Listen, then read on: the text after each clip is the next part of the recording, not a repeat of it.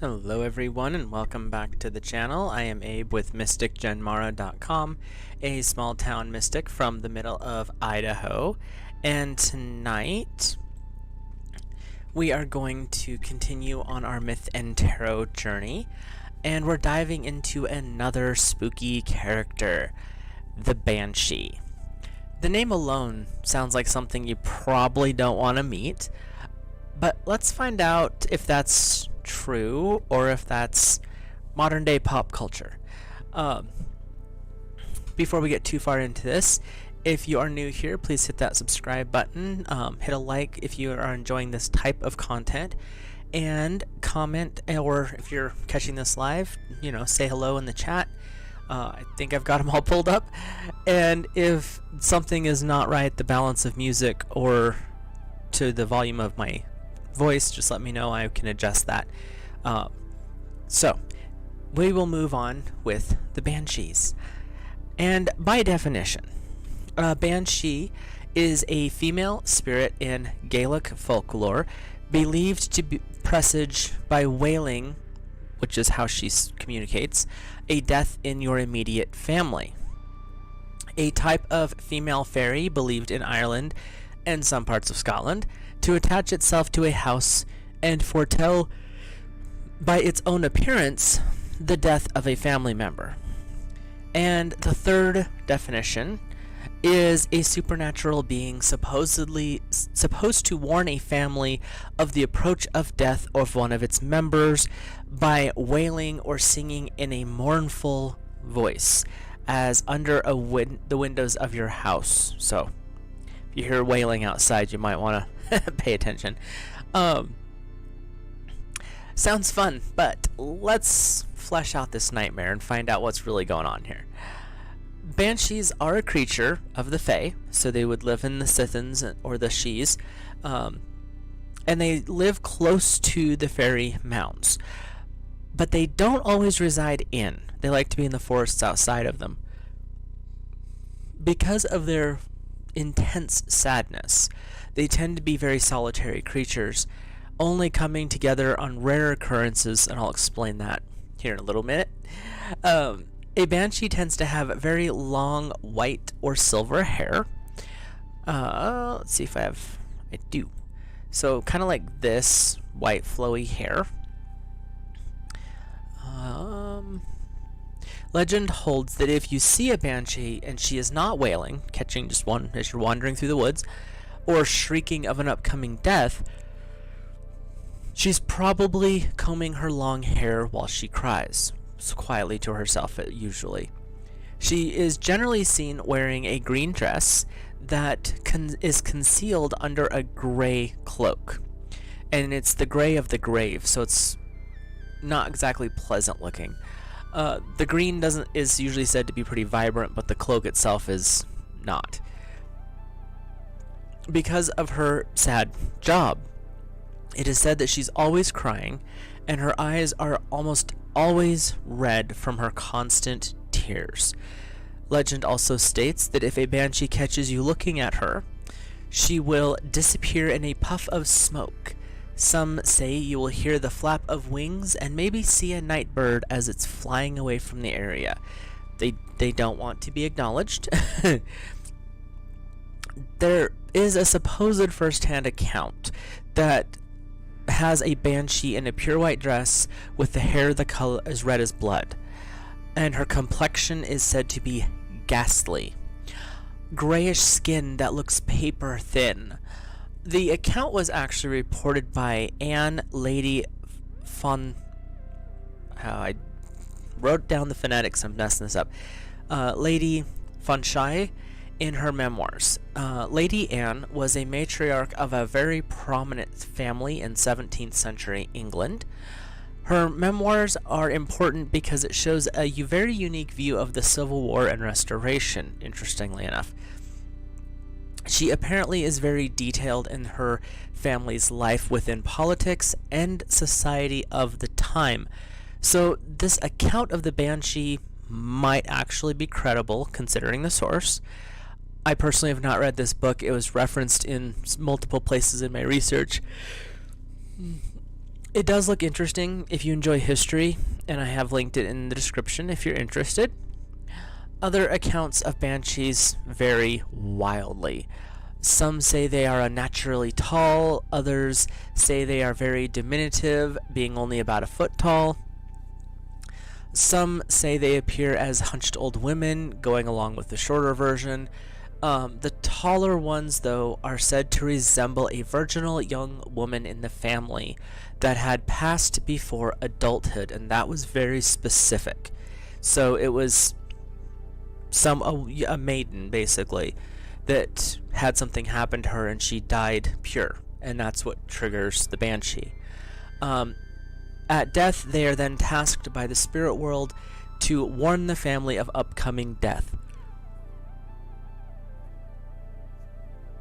Really doesn't sound like a fun job to be, personally, but in one sense, that's actually a very compassionate job. So I did find, as I was roaming around my references here, I found one comment that speaks of a headless version of a banshee, but those ones don't seem too common, and I speculate they might be referencing the way the banshee came into being, which we'll discuss here in a minute. The one thing that is consistent, the wailing, the heart-breaking cry, the mournful singing, one of the saddest sounds you will ever hear on this planet. This is the sound that these ladies will make to give you the heads up that there is a death coming soon to your immediate family, and only the family members directly connected to the person who's going to die will hear the banshee. Sometimes the person that's going to die will hear, but that's not consistent. It's generally the family around that are like, hello. There are references to the first shriek when it first pops up that this person's going to die in the family, of the banshee to be ear-splitting or glass-shattering, a way to get the family's attention with auditory violence, basically.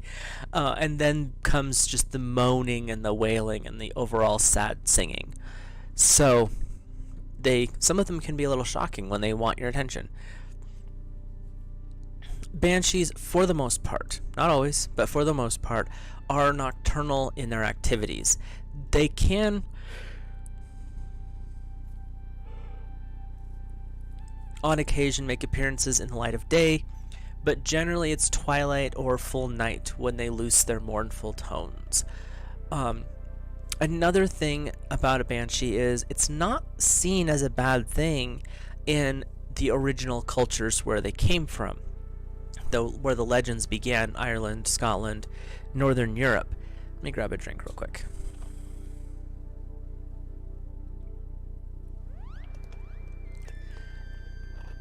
Sometimes the wailing or shrieking woman would be warning the person that if they continued on a situation, death would be assured. So they sometimes would actually be, harbingers of, you might want to change your direction, because if you keep going that direction, cliff, death, and I'll have to go sing for your family.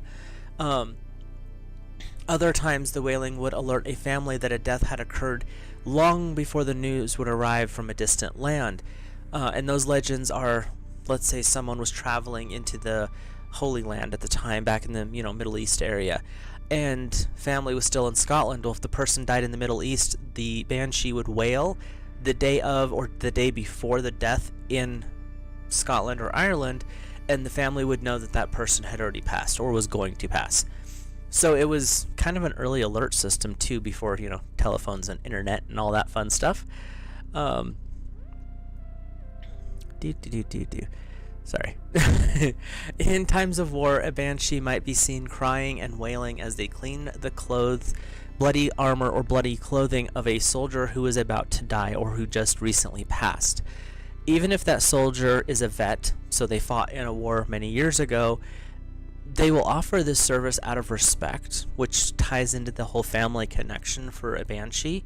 So they're not always seen as night terrors as our pop culture media has turned them into.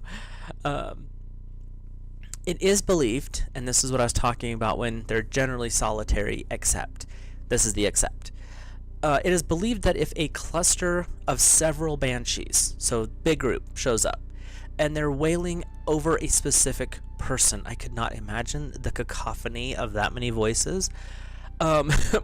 Side note there, the person is very important. Usually this is a very holy person destined to be a saint or a high spiritual ascended master. Other times it's meant that this person will become very important in history.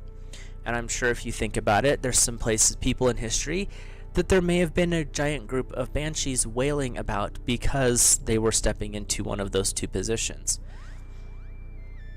Now, we've talked about what they do, why they do what they do, but how does a banshee become a banshee? One way I mentioned earlier is a virginal young woman, a maiden, who died before full adulthood, meaning she had never been with a person in the biblical sense. But that's not the only way they can become a banshee. Some were thought to be a murdered woman or a mother who died in childbirth. Basically, if a woman died in a very sad, emotional, or tragic way outside of natural death, there's a very high likelihood that their spirit will become a banshee. It is said that once a banshee is created, it is bound to its blood family, a sort of portent or early warning system of upcoming deaths. They will remain with the family throughout time, with the rare exception of, a holy man that's passed. Then they will leave the family, mourn for that, and then come back. The other thing is if a family line is wiped out completely, which happens in war and certain plagues through history, the banshee tied to the family disappears. They have no more purpose, so they are immediately erased from the banshee. The soul usually is released to go on to its next life. So there are ways to escape it, but the escape means there's no one left of your bloodline. So that's not really escape, that's more of torture. But something to think about. As with other harbingers of death, the banshee in its original form doesn't kill.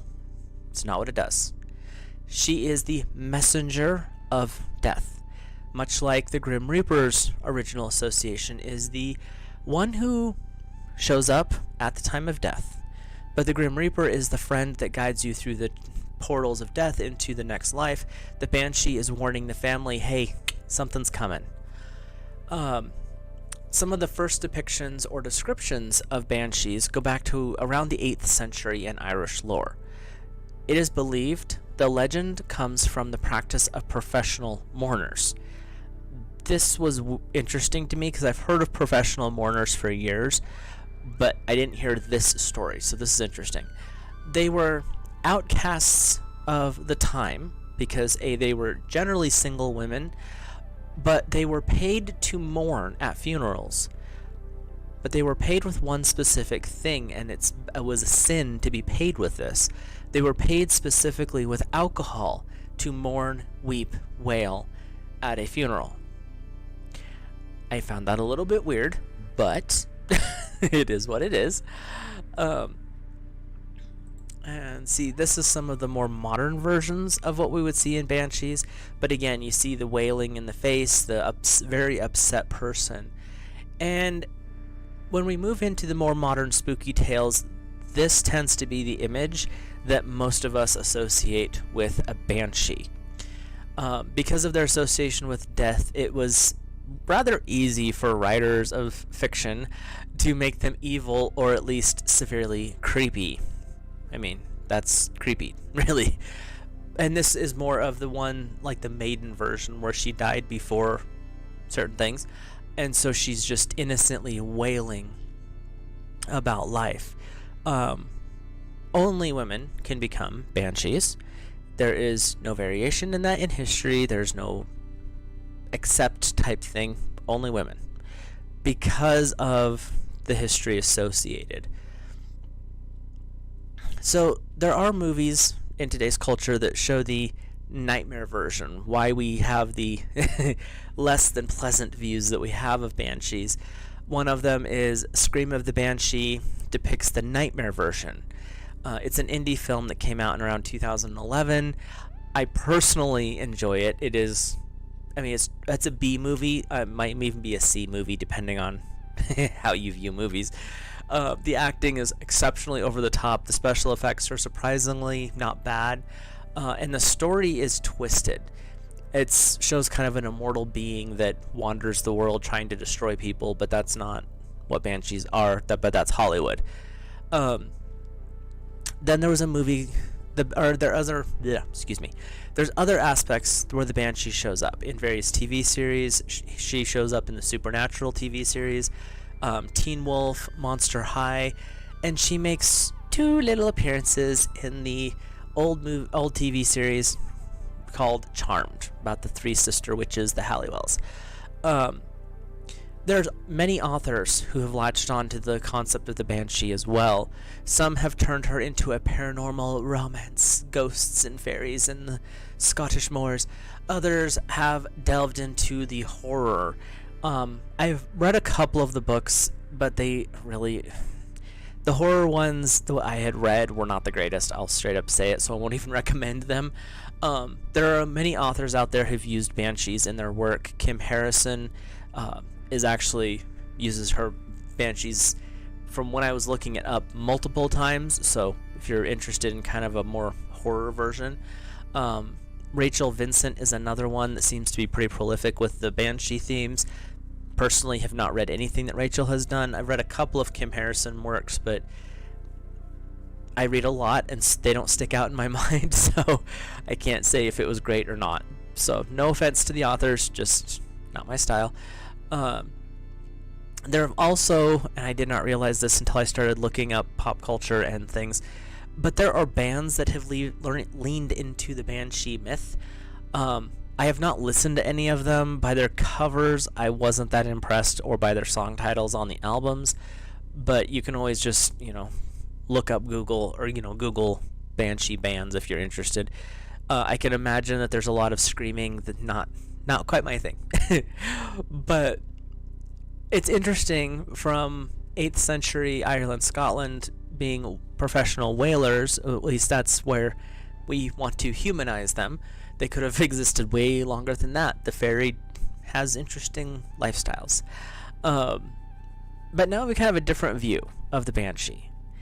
We're going to check in with the tarot to see what else the clan of the Banshee might actually have going on.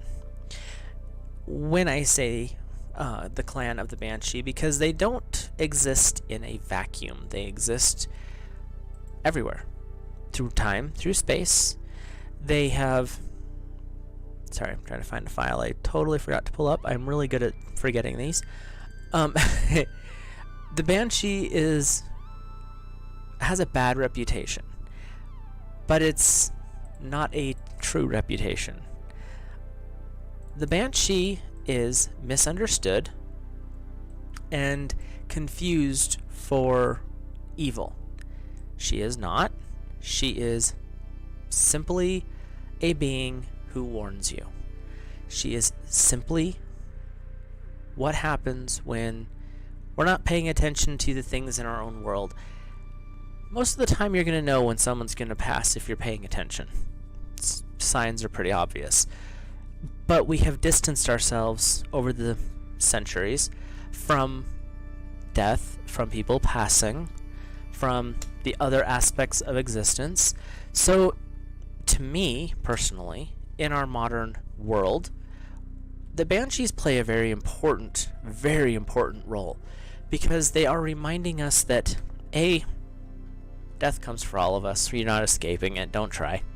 I mean, you can try, I guess, if you want, but it's not going to do much. But the second part is, it doesn't have to be scary. It doesn't have to be horrifying. The Banshee wails as a warning, letting you know, hey, something's up. They don't kill people. They don't take the souls. They are literally there as a warning. Or heads up, if you prefer that, because the warning sounds a little dire. But they're just letting you know that something's coming. It's not the greatest. Brace yourself. So, as I'm chatting here, I am drawing the cards, and I just use the basic Celtic Cross tarot spread, so it's nothing too exotic. But have you ever, if you've been around death specifically, some of us have seen more than we want, but if you've been around it, have you ever heard that keening sound, that ringing in your ears before it happened, where you're like, what is going on? And then within 24 hours, someone has passed, someone close to you. Or have you been around places like hospitals? Good. Especially if you're sensitive, hospitals, especially in ICU wings or places like that, or ERs, are painful because you hear a lot of the background. It's not the computer that's beeping. It's probably the Banshees. So, if you've had any of those interesting experiences, if you're comfortable with it, you can at least, drop it in the chat, drop it in the comment section. If you're not comfortable, that's fine too. But they're definitely, they're everywhere, whether we want to acknowledge them or not. So, in our little tarot spread here, this first card is the significator. This is where the Banshees are in this moment in time. Being that they are exceptionally long-lived, they follow a bloodline. The past and future is 100 years in the past and 100 years in the future. So, it's not yesterday and today. We'll bounce it out to 100 years. So where they're at in this moment, though, is the Magician. They've got some new beginnings coming up. There's definitely a new awakening. I think people are starting to tap into their knowledge again, their deeper knowledge, and the Banshees have a new option. They've got a lot of skills and tools over the years, the wailing and everything, but I think that they're moving into they're moving into a technological age, so there's more of an alert system out there. They still do their wailing, and it may not be loud. Like I said, that ringing in your ear day or two before someone passes, that can be them, just in a more quiet tone because our world today is so loud. But they're saying that this is really a time for a new beginning. Something is bringing them back into the spotlight, bringing them back into the mainstream. So this significator of the Magician saying they've got a lot of skills, they've already started a new journey, but there's something better and bigger that's coming up for them. The thing that is crossing them is the Queen of Chalices. Their emotions are what's crossing them. They still don't have control over the emotions, but that's also because of what they are. And the Queen of Chalices is saying their feminine nature is almost too emotional. Like, they have the skills, the tools to move forward and bring their abilities into the more modern age so that it's less horror and more alert. But their emotions they can't quite get ahead of them. So instead of being able to give you signs and symbols, they are still stuck on, we have to scream, we have to shriek, we have to wail to get your attention. And that's what's crossing the things that are not working the best for them. That's kind of what's coming up. It's also saying that we have lost our balance between the masculine and the feminine, and that affects the magic world, the fairy world as well. So when that balance is out of place, the Queen of Wands, or this Queen of Chalices, is coming forward also to say they have to find a new balance because our world is chaos. It's affecting all the other realms going out. So there is a little bit of that as well. They have to find a new balance because everything in the world that anchors them, ours, is a little bit more chaotic. And so there's this imbalance with the divine feminine and divine masculine that's coming forward as well. So their higher selves, the things that are influencing them, is the Eight of Wands. So we have this fiery energy that's influencing them. What's moving them is something very passionate, but there's also like an eternal energy here. So this is not like a fire in the night thing. This is like a constant banked heat. What's inspiring them to move forward is this passion, and they're saying that this is the passion for helping. They want to be able to be better at what they do. The sadness, they understand that's part of why they're here, why they were brought into that incarnation. But there's a passion to be helpful. They don't want you to be afraid of them. They're not doing anything but warning you. there's this passion to how can we be better? How can we inspire? How can we comfort? How can we show people that we're not evil? So their higher energy, they're influencing the energy that's influencing them is really saying, this is the time for you to show your compassion, show your how much you care about the family that you're with, not so much scare them, but people will get spooked. So their root subconscious or shadow self is the king of chalices, still working with that emotional energy, the divine masculine and the feminine, or masculine and the emotional is coming forward. So their subconscious or their shadow self is this: we have to repress. We can't allow these emotions to dominate, which they do need to find a balance, but full repression is going to make it worse, not better. And the king of chalices, it is the end of a cycle. It's the end of an emotional tirade, but you also have that a little bit of a repression going on because his chalice has a lid. You can see that. So it's not an open goblet anymore that's been capped. Whatever's been going on has come to a point where it's time to close it off. And what they're saying is the queen of chalices as the cross, she's the more emotional of them, but she's also showing the imbalance in the worlds. And he's coming in to say an overflowing, boiling over of emotions is unhealthy, but full repression is not the best either. So the king and the queen of chalices need to come into balance. So the thing that's crossing them, their challenge, needs to find a balance with the shadow. So the work that they have to deal with is really understanding that heart energy has multiple layers, 2 primaries, but there's more beyond that.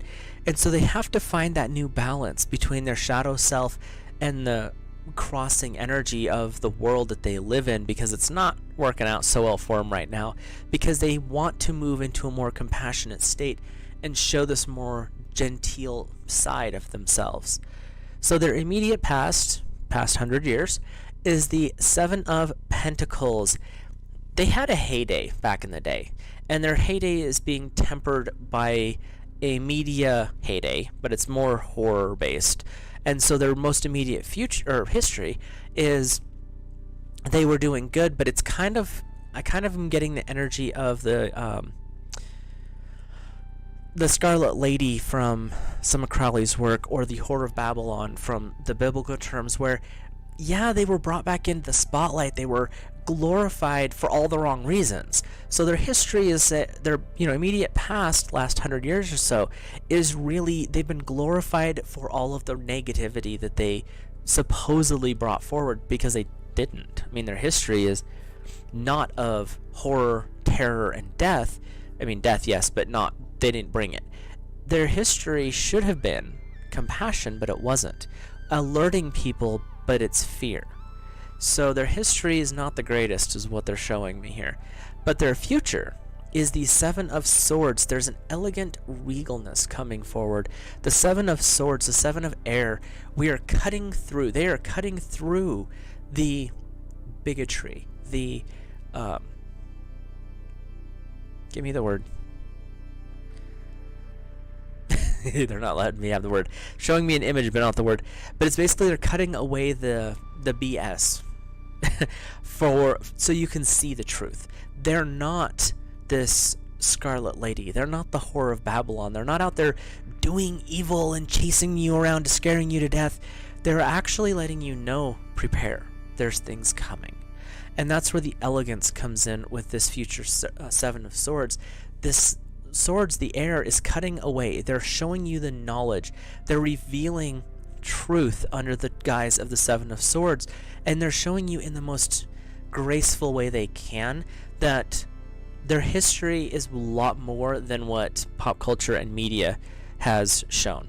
Don't get me wrong, pop culture and media have their place, but the Banshee's energy is saying, we're trying to improve that. We're trying to not be the nightmares. We're trying to show you that there's a reason for what we do. So their attitude, their current attitude, I have to censor one of these. We do a finger censor. They're kind of paired off, but they're also showing just a little bit of nonchalant, like the 9 of Wands were back with that fire energy, like, does it really matter? Their attitude is they want to improve, but at the same time, because there's one, the lady in the blue, she's like, we can do better.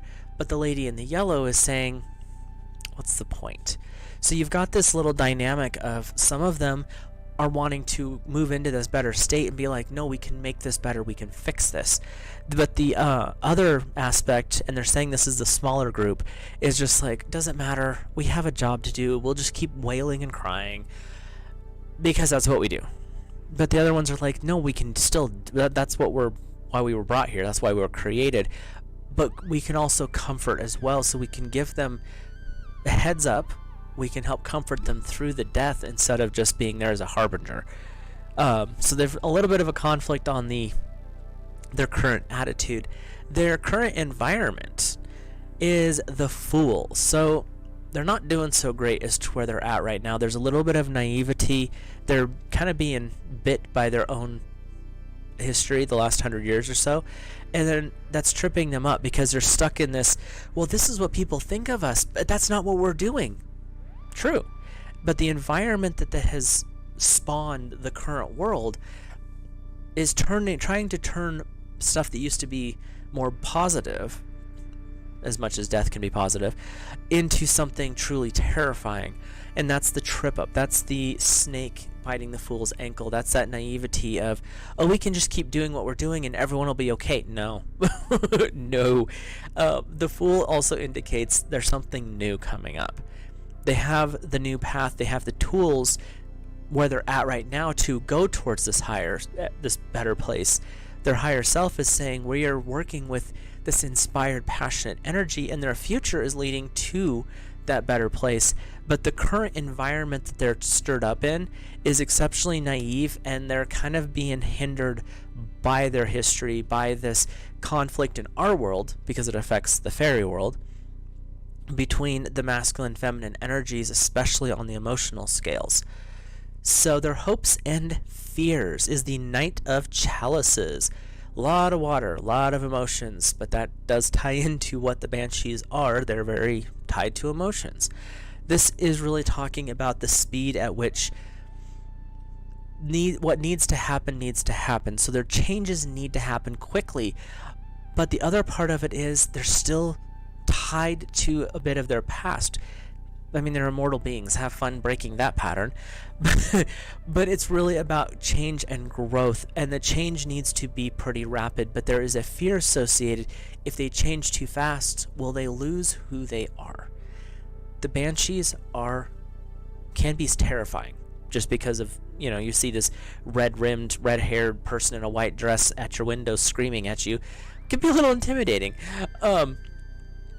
But what has to happen is the change to bring them back into a more positive light, less evil light, has to be swift, or they could lose themselves. And that's where their fears are, is how do we go about this without losing ourselves? So the outcome, the overall views here, is the Ten of Pentacles. Really, their outlook is very, very positive. The Ten of Pentacles is the completion of a form of cycle. It's also the bringing together of the family. So within a family unit, the Banshee may come into a more positive state, be in a more relaxed pose, because she's comfortable. She knows where she's at. She knows who she is in this image.